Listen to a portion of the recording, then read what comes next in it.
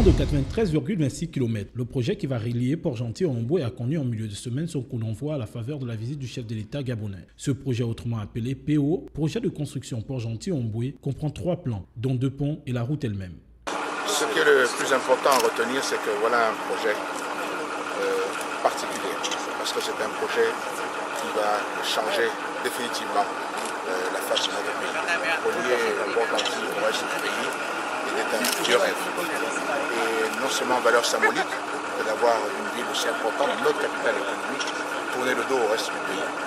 Maintenant, à partir d'aujourd'hui, les travaux ont déjà commencé. Et au moins c'est le lancement officiel de ces travaux qui vont donc relier Port-Gentil au reste du pays, mais aussi, en dehors de la valeur symbolique, ce projet a une connotation économique très forte. Une capitale économique qui n'est pas reliée au reste du pays pose un problème. Et le fait que demain ce sera une possibilité va ouvrir encore d'autres perspectives sur le plan économique au niveau du développement. Donc c'est pour ça que je suis vraiment réjoui d'avoir pu faire en sorte que ces travaux puissent commencer et réaliser un rêve que tous les Gabonais ont eu. C'est un projet important pour le Gabon en ce sens qu'il verra désormais ces 4 pôles reliés. Pour un montant global de 315 milliards de francs CFA, il va ainsi favoriser l'emploi de 2000 Gabonais. L'année scolaire est arrivée à son terme, mais pourtant les enceintes des différents établissements scolaires de Libreville ne désemplissent pas. C'est le cas à l'Institut Immaculée Conception, où l'on peut encore apercevoir les élèves inscrits en classe de terminale, camper dans la cour et occuper les salles de classe. À quelques semaines du bac, ces candidats se préparent comme ils le peuvent pour aborder cet examen mythique dans les meilleures conditions possibles. Confiants et sereins, ils se disent prêts pour le jour J. J'estime que ce n'est juste une chose qui se passe dans la tête, parce que pour moi je me sens prêt. J'estime que les conditions sont bonnes parce que nous sommes maintenant dans un environnement où il n'y a que nous. Alors toutes les conditions sont maintenant réunies. Nous sommes au terme de l'année. Il faut bien que l'on prouve ce qu'on en a assimilé tout au long. Et comme l'a dit mon camarade, je pense les professeurs nous ont bien formés. Donc on se sent prêt, toujours avec un peu de stress, mais ça ira, j'en suis sûre. Ici, chacun a sa méthode pour évacuer le stress. Beaucoup se rappellent encore des conseils prodigués par les enseignants tout au long de l'année. Il y a un peu de stress, comme le disait ma camarade, mais sinon ça va. On nous met dans les conditions d'examen à chaque fois. On nous prépare psychologiquement et on nous fait comprendre que c'est comme les devoirs de classe. On ne doit pas se mettre en tête que c'est l'examen, il faut stresser, non. En tout cas on est confiant, on a confiance en nos professeurs, on a confiance en eux. On sait qu'ils nous ont bien formés, donc on se sent prêt. Ils sont résolus à boucler cette année scolaire en beauté avec en prime le bac en poche. Cette perspective qui fait sourire les visages candides de ces jeunes postulants devra également les pousser à fournir encore plus d'efforts et de concentration pour obtenir le sésame. Ce que je remarque, c'est que dans certaines matières, elle ne force pas. En fait, elle ne force pas. Donc, c'est-à-dire qu'elle a déjà des préférences au niveau des matières, mais dans l'autre matière, c'est juste pour avoir.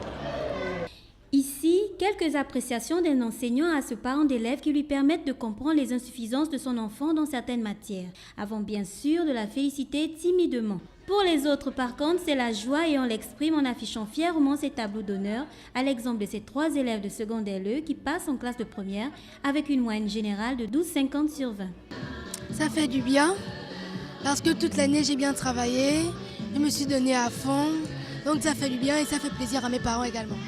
Ça me fait du bien, je me rends compte que le travail a payé, surtout que comme on n'est pas trop en classe d'examen, on aurait pu donner plus, mais ça va aller, le tableau d'honneur c'est déjà ça. Dans l'ensemble, le bilan est satisfaisant comme le confirme la présidente de l'association des parents d'élèves de cet établissement. L'association des parents d'élèves de l'Institution Immaculée Conception a pour coutume de récompenser les élèves les plus méritants de son établissement. Et cette année, sur 1026 élèves inscrits, nous avons récompensé 260 élèves, ce qui représente le quart des apprenants de notre établissement.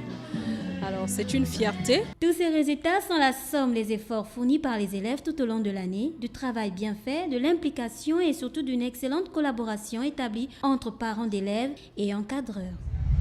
Après la nomination du nouveau sélectionneur, quelles peuvent être les attentes des populations ? Surtout que le gouvernement et la FEGAFOOT travaillent sur le long terme. Il est important, si on veut avoir des résultats, il est important que les équipes africaines de football arrive à travailler sur le long terme. Ces dernières années, nous avons travaillé quasiment au lance-pierre. Nous avions toujours assigné à nos sélectionneurs des missions à court terme, mais le court terme ne paye pas. Parce que lorsque vous regardez le contrat qu'il a paraphé hier avec la Fédération gabonaise de football, il s'agit tout simplement de qualifier les Panthères en 2015.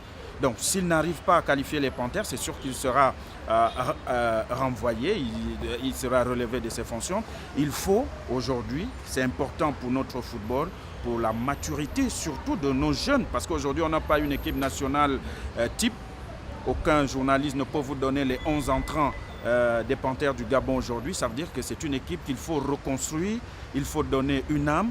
Roré Costa arrive pour jouer ce rôle-là, mais il faut à long terme que la fédération lui donne, pourquoi pas, un contrat capable de faire en sorte que notre football puisse systématiquement démarrer en partant des catégories inférieures jusqu'à l'équipe nationale qui est la vitrine de notre football à travers le monde.